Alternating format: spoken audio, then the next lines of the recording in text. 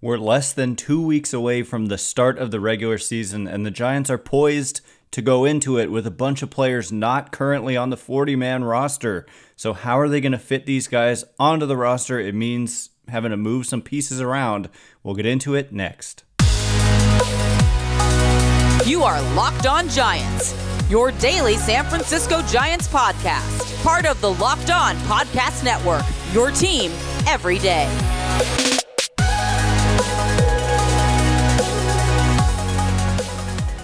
Hello and welcome to Locked On Giants, part of the Locked On Podcast Network, where it's your team every day. My name is Ben Kaspick, and on the show we provide daily episodes Monday through Friday, talking about the San Francisco Giants in a way that's data-driven and rational, but also simple, passionate, and accessible to all. I'm a former contributor for the baseball statistics and analysis websites Beyond the Box Score and Rotographs. I've been podcasting about the Giants since 2015. I've been hosting this show coming up on 5 years in just a couple days here, and I'm a lifelong Giants fan. Thank you for making Locked On Giants your first listen every day. We're free and available wherever you get your podcasts, including YouTube. Check us out there if you have not already. Please hit that subscribe button, thumbs up button. Whatever you can do to help out the show, it is greatly appreciated. And coming up on today's show, as promised, we're going to get into some mailbag questions we have left over from last week. The first one coming from Ezra, who asks, are they comfortable putting three to four or even more of the young pitchers on the 40-man in the first half of the season, or will they try to keep it to only one or two unless forced otherwise?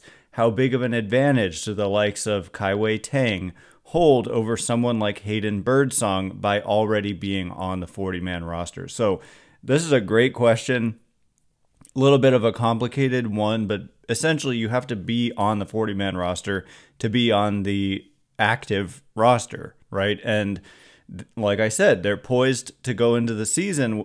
When we talk about this inexperienced pitching staff, a lot of guys we're talking about haven't made their major league debuts, and or are just players who were previously on another team's 40-man roster but were designated for assignment, and the Giants, signed them to a minor league deal, or however it happened. They're on a minor league deal, and it means that they need to be added to that 40-man roster. And so when I try to count, I'm looking at already, I've done my roster prediction like 2 weeks out, and I've got Mason Black in that opening day starting rotation. He's not on the 40-man, so there's one.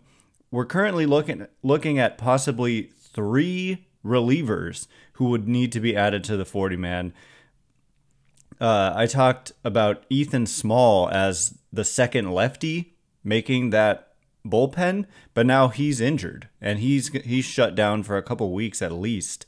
And so now we're talking either Amir Garrett or Juan Sanchez as a left-handed reliever. So there's 2. We're also looking at Spencer Howard, Dalton Jeffries, guys like that. So I'm already up to 4, and that's just getting me to cover our 13-man pitching staff. So it's about a third of the pitching staff would be guys who would need to be added to the 40-man roster. And then I also had Nick Ahmed making the opening day roster, which is a 5th player. And so that would be 5 guys for me. Just even don't take my word for it. I'm going based on roster resource up on Fangraphs, which does a really good job of kind of keeping up with the state of the team. I would have Fitzgerald currently ahead of Matos, not for necessarily performance reasons, but anyway, they've got Matos making the team. I think they need a backup shortstop, and I think Fitzgerald holds the edge there in that regard. But still, so that's 5 guys. So to answer your question, I don't see how they could. I don't really see how they could limit it to 1 to 2 guys. I think, and that's not even to mention some of the people you mentioned, like Hayden Birdsong, right? Kai Tang is behind, and he's dealt with an oblique injury. I think we got some injury updates, and the latest on Tang, they didn't provide one. But Ethan Small, it is an oblique strain, and he's going to miss several weeks, as I said. And Sean Jelly has an elbow sprain, so he's going to miss time. So you're looking at having to add guys to this 40-man roster. And how are they going to do it? I don't totally know, because currently the 40-man roster is at 39. And so you can add one penalty-free, so to speak. But after that, you have to start subtracting guys. You can't just start adding more than 40 guys to the 40-man roster. I think we know that Joey Bart is inevitably going to come off of the 40-man, so there's 2. This wasn't exactly your question, but it kind of takes us down this road. When I look at guys who are on the 40-man, we look at, Brett Wisely. He's already been optioned. David VR, he doesn't really have a spot on the roster.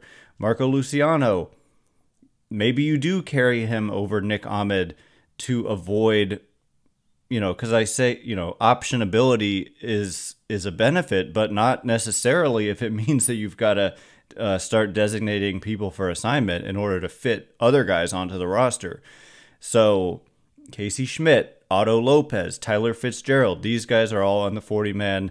And I think that, you could make a case that any of those guys has a shot. I think Fitzgerald has the best shot, followed by Luciano. Lopez is kind of in that Fitzgerald mix where he can play infield and outfield.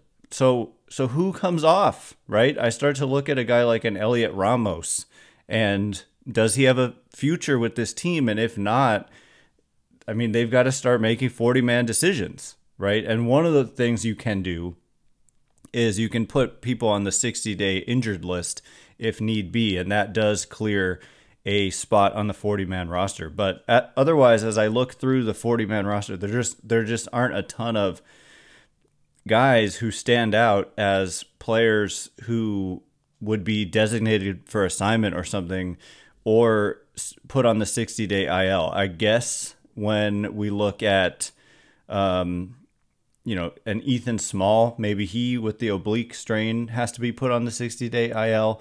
Sean Jelly, perhaps 60-day IL candidate, and that hasn't happened yet to the best of my knowledge. Alex Cobb, he seemed like he might be, but then he's made tremendous progress, and he might pitch in April, let alone May. And so, yeah, basically to answer your question, I don't think that the guys who are currently on the 40-man necessarily have a huge advantage because they're banged up or they've already been optioned, and I think they're going to go with the guys they're going to go with, and it's going to mean a lot of corresponding moves. And, surprising DFAs like Elliot Ramos, perhaps a David VR, something like that. Or they just go the 60-day IL route. But even then, you're just there's gonna be a crunch, and maybe it leads to a decision, like I said, where maybe you don't go Nick Ahmed, and maybe you do go Luciano and Fitzgerald to kind of cover that shortstop position, simply because you don't want to have to designate guys for assignment to clear space on the 40-man roster. So, and again, this doesn't even get into the people you mentioned. There's so many other guys. There's Hayden Birdsong and Carson Wisenhunt and all kinds of players who aren't currently on the 40-man who figure to be on the team later this year. The same problem will present itself. They will have to get added, and there will have to be a corresponding move to get others off the roster. So that question took up a lot of time. Coming up next, we are going to discuss a question from Pipes.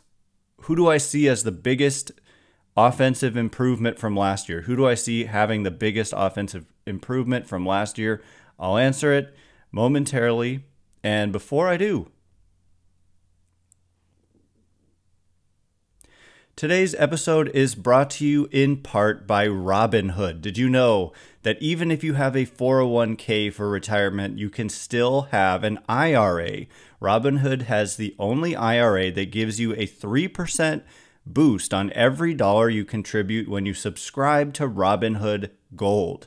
But get this, now through April 30th, Robinhood is even boosting every single dollar you transfer in from other retirement accounts with a 3% match. That's right, no cap on the 3% match. Robinhood Gold gets you the most for your retirement thanks to their IRA with a 3% match. This offer is only good through April 30th. Get started at robinhood.com/boost. Subscription fees apply. And now for some legal info. Claim as of Q1 2024, validated by Radius Global Market Research. This episode is brought to you in part by FanDuel. Say goodbye to busted brackets. Has anyone ever had a perfect bracket? Isn't that a thing? Like, you just can't have one? So yes, say goodbye to your busted bracket, and because FanDuel lets you just bet on every game of the tourney. Whether you're betting on a big upset or a 1 seed, it's time to go dancing on America's #1 sportsbook. Right now, new customers get $200 in bonus bets if your first $5 bet wins. That's $200 to use on point spreads, money lines, and you can even pick who's going to win it all. I'm checking it out right now. There's, of course, a zillion games. You can bet on the most lopsided matchup. I'm looking at Oregon at Arizona being very lopsided. The money line favoring Arizona right now at -720. You place a $5 bet. If you win, when you go to fanduel.com/lockedon, you get 200 in bonus bucks, basically, by winning with that $5 bet. Just visit fanduel.com/lockedon and bet on college hoops until they cut down the net.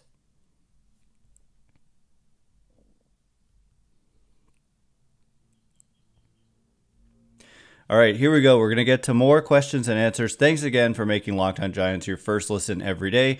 Every day is on Monday. One of the things I want to get into is this spring breakout game that's taking place today. This is a new thing MLB is doing this year. Ton of really intriguing Giants prospects are going to be playing tonight, Friday night, weather permitting. It's raining again in Arizona right now. And I want to discuss kind of what we see out of that spring breakout game and anything else that goes down over the weekend, seeming less and less likely to me that any more moves in terms of signing people are coming down the line.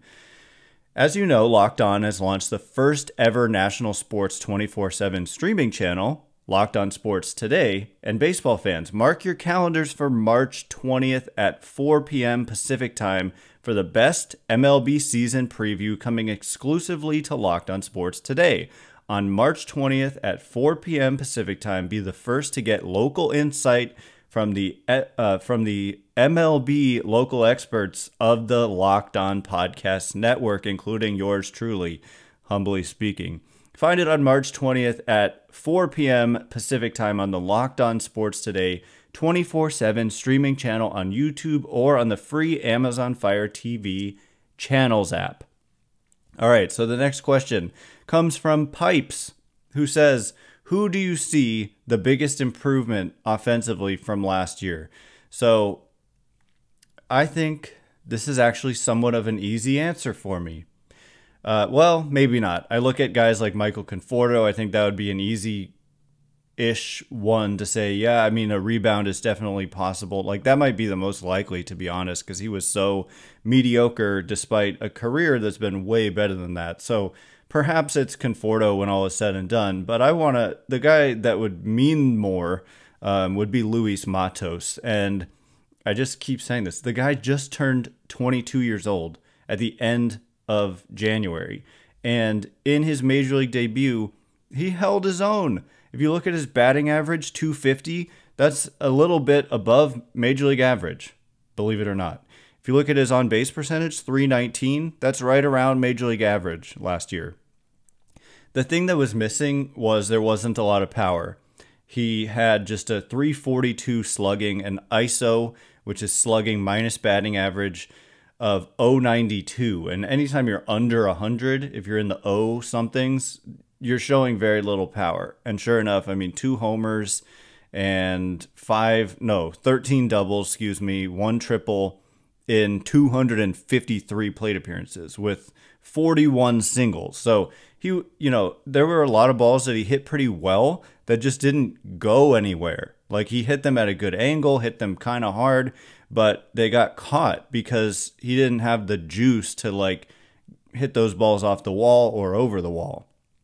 Enter 2024, and Luis Matos looks physically different. I mean, he's added over 10 pounds of muscle this spring.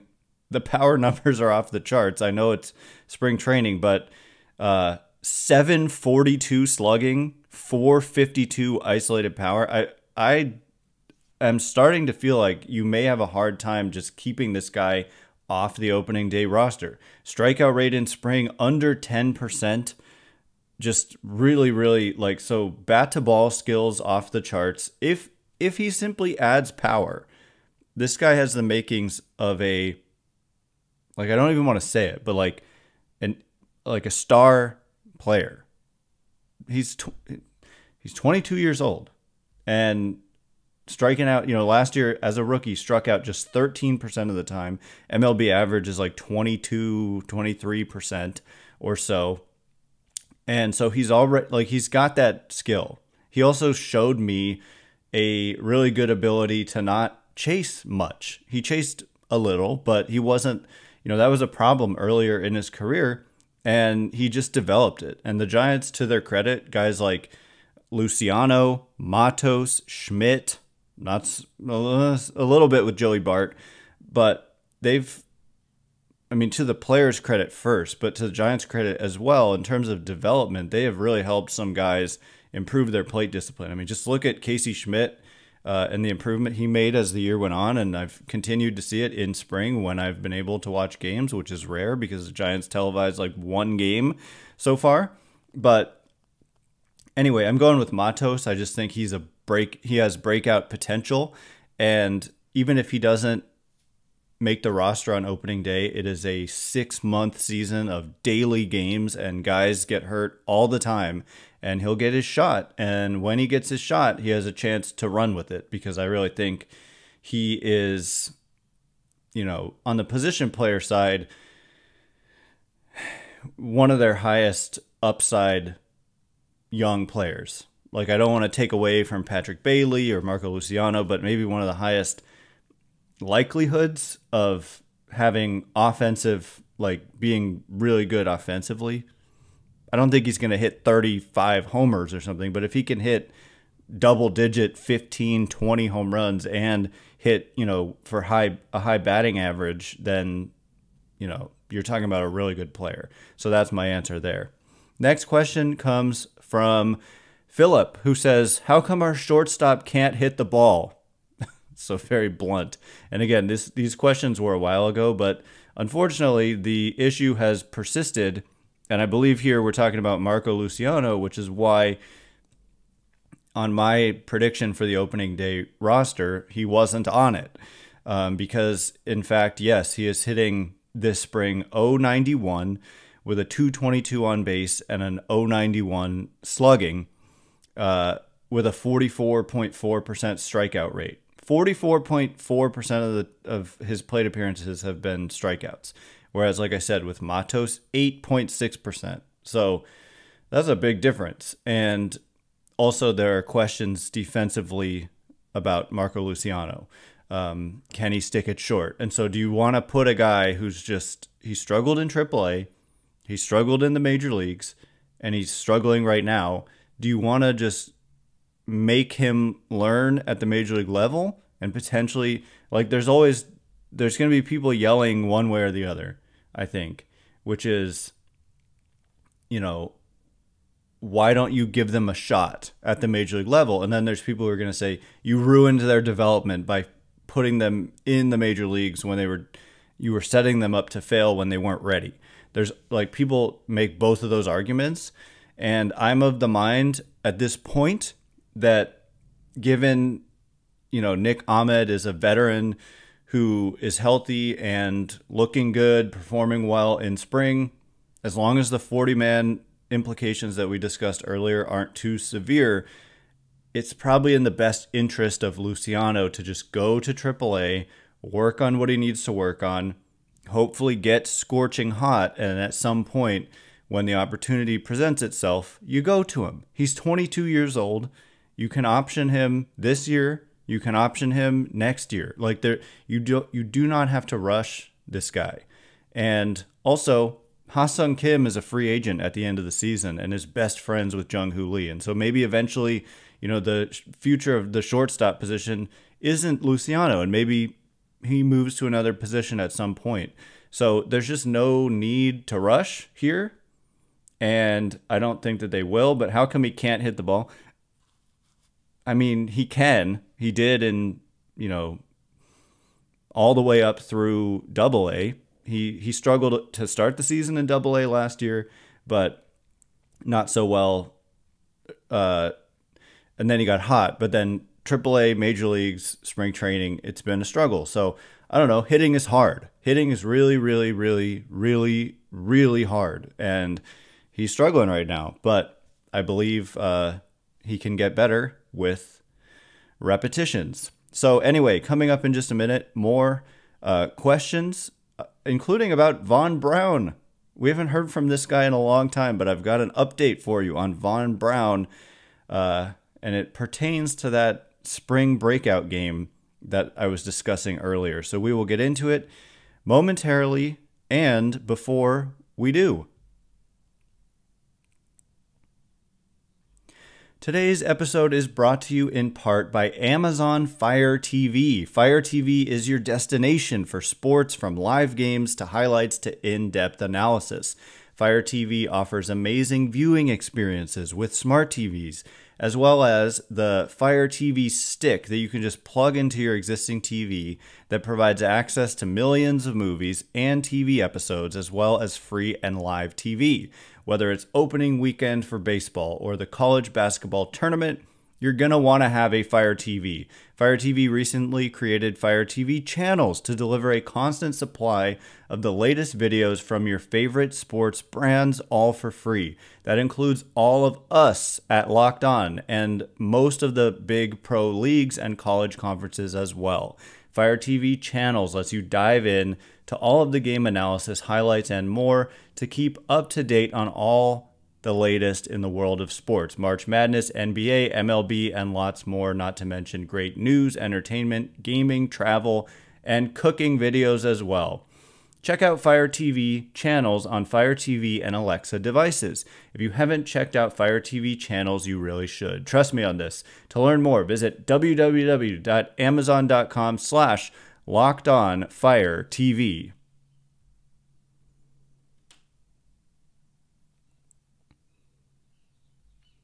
All right, as promised, we are going to get into the last round of questions. The next one coming from Nick, who says Vaun Brown progress. And then also Nick says Mason Black looking to be on opening day roster. I already kind of answered that first one. He made my cut. If they were to even if they were to sign a Blake Snell or a Jordan Montgomery now, they wouldn't be ready for opening day unless they're actually, I don't think they would be ready. And so I think you would need, I think Mason Black is in line. So the Vaun Brown progress. So I hadn't heard any updates either. I'm actually not even familiar with what exactly was his latest injury. But the good news that I can give to you, Nick, is that Vaun Brown is on this roster, this spring breakout roster, which again, this is a new thing that MLB is doing. Every team putting together a team of some of its more intriguing prospects. And generally speaking, these are largely guys who aren't in Major League camp, and not all of them. But if you look at the roster, Vaun Brown is on there. And there's a lot of really intriguing Giants prospects who are on here. So the game is on Friday at, I think, 4 o'clock Pacific.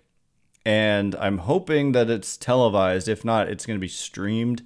Some of these games, it's kind of incredible. They've like hyped up these, they've made a big fuss about this spring breakout game for good reason. And then they're just like streaming it with one camera on some of the games. Some of the games are like televised, and I would really hope that the Giants game gets a little more than a one camera stream, but we'll see.